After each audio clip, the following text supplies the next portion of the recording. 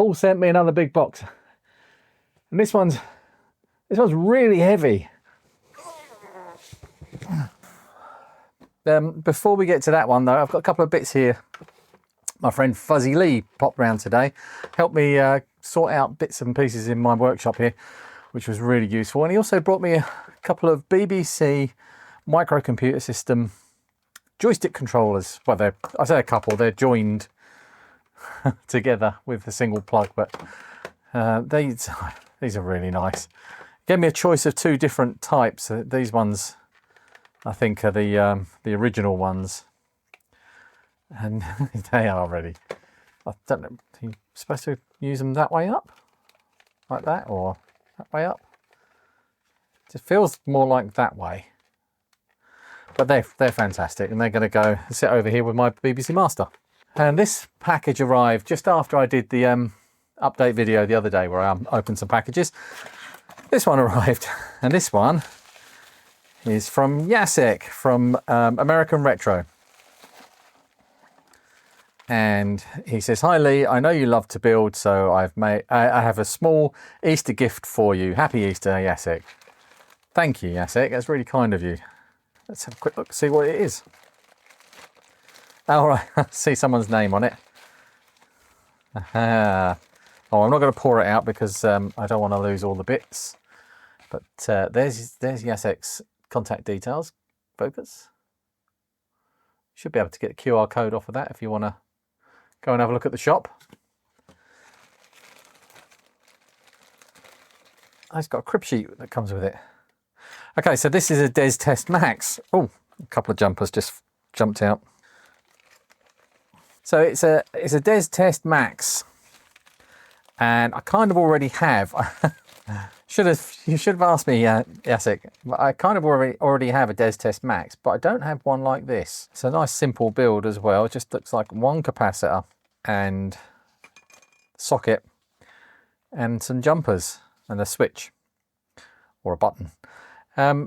And then we've got this crib sheet. So it's on the ROM. It looks like a electronically erasable W27C512. There's some empty slots down here, but we've got Des Test Max is in the first slot, and then 1541 diagnostic, and then SID test. That's handy. I haven't got any diagnostic ROMs with just the SID test on, so yeah, I'm going to build that up. Thank you very much, Jacek. I will put that to very good use. That will join my other diagnostic tools. But for now, it's going in my project box. Right, I'm going to open the box over here because it really is seriously heavy. I have no idea what's in here. Paul, Universal Retro Boss, my dealer, told me that I need to record this because there's something a bit more special in here. Oh, he's used extra, this is unusual for Paul, he's used extra cardboard inside.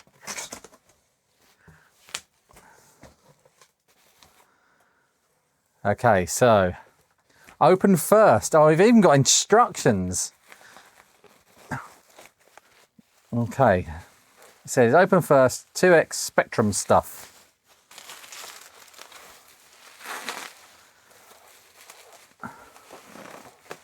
White and black screen, broken ZX Spectrum, nice. Needs comp mod, so that one obviously works. Oh, someone's address on there. Previous owner. Looking at the back of these, they are both probably issue 3 or 3Bs. Yeah. So they'll go into triage.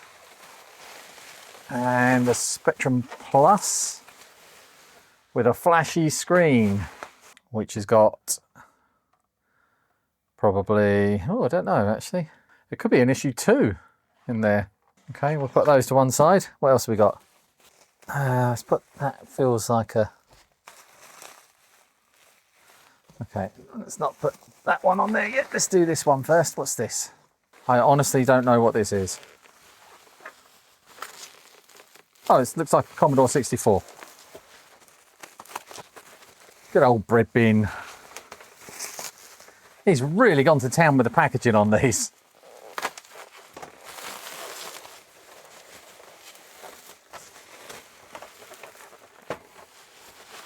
No sound, dodgy joy ports. So, oh, it's a silver label. Oh, very nice. And it's still got, you can see the reflection in the back there. It's still got the RF shield inside. That's nice. A little bit of yellowing on it, and the badge has kind of crunched up. But yeah. Well, the SID's going to be dead in it. Probably the SID's going to be dead in it. Bit of a shame that the case has got quite a nasty brown across the front here and a splodge there. Okay, love it. I do love a bread bin. Ah, there's another one here, I think. Just spotted what's in the bottom of the box. Okay. Oh my word. It's another silver label. No sound again. Oh, joystick port issue. So what's 37113 on that one? 27890. Not too far apart. The 7-pin video port on it. What's this one? Oh, that has as well. They've both got the 7-pin video port, so they might just be later revision boards. But this one has a better badge on it and a better case. If that should clean up. It's got a cable burn in that corner there. That's a bit of a shame. Cases look good, and it looks like the clips are intact on the back. So 2 silver labels. Oh, okay. Oh my God. Well, that's not something you see every day. It's a silver label. And this one has the same 7-pin. Weird. So what's the serial number on this one? 19245, a bit earlier. Obviously the ones made in West Germany were made after the ones made in America. But come on, how many times have you seen 3 silver labels in the same place come out of a packing box? Wow. Oh my God.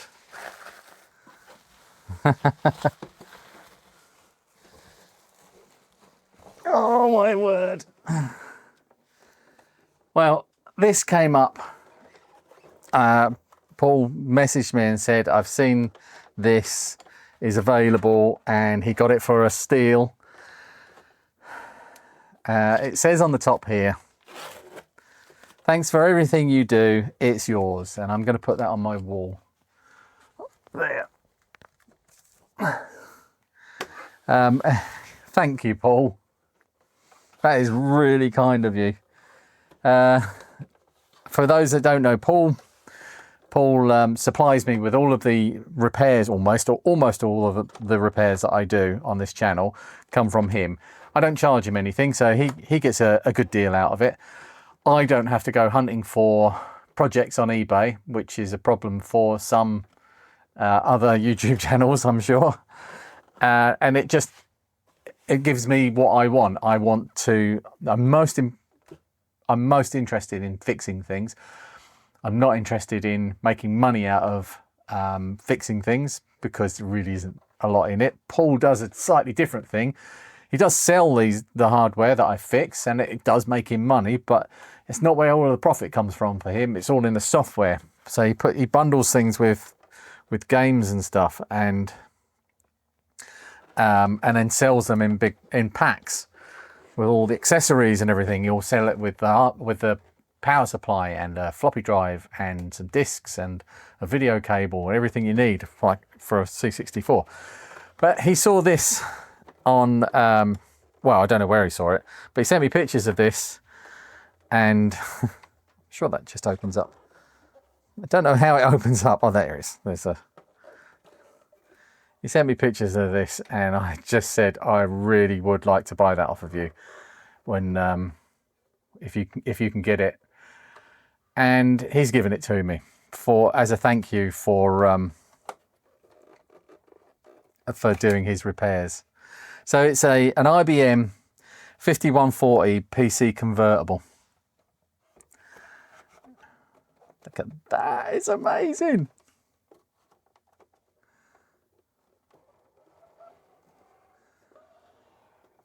That is gorgeous.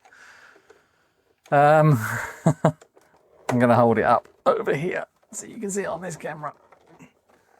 Look! So I know there's someone not too far away from me, about an hour that way, called Henry, who is watching this right now. And, well, he'll be squealing. Oh, my word. That is amazing. Did it come? Here's a disc in there. Applications selector. Nothing in that one. It's amazing. I love it. So I've never had, the only PC I've got is one that Chris Graney gave me, Chris G on Discord, which has a bit of history, and I will get around to that. It's the only PC I've got, and I've never really been after collecting PCs because they take up so much room.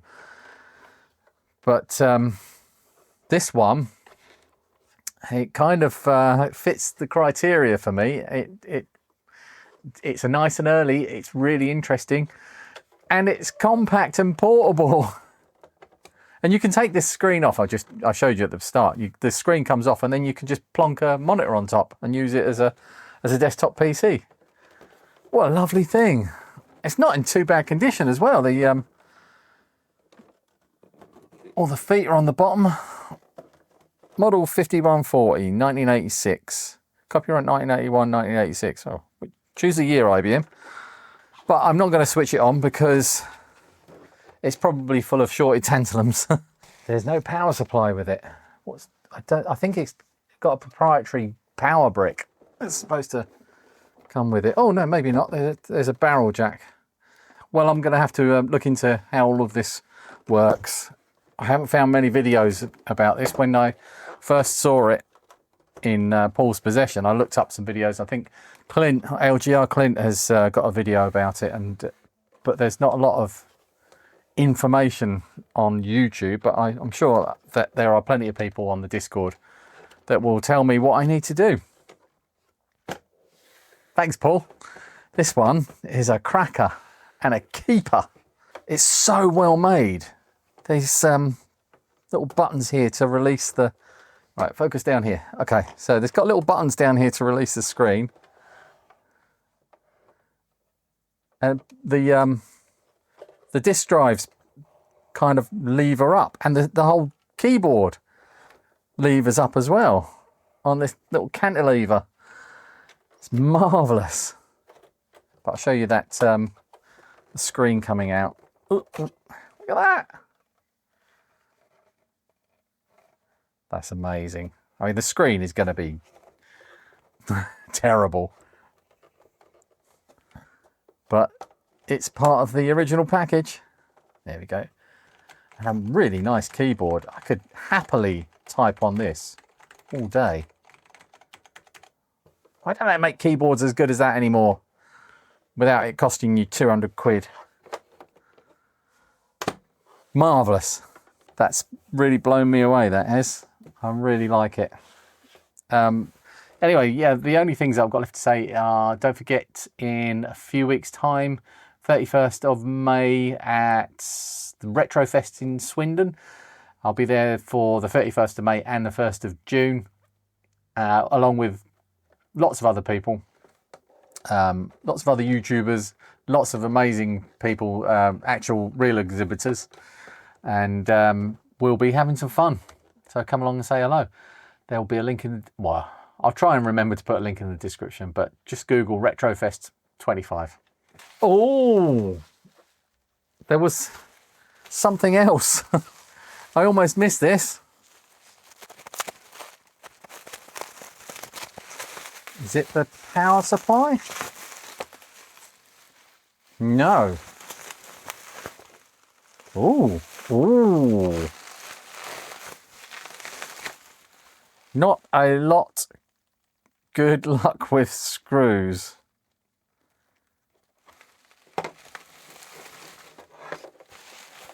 Starfighter, the ultimate joystick, just wants to go down. Oh no. I'll add that to the pile of joysticks, Paul. Thanks for watching. I'll see you in the next one.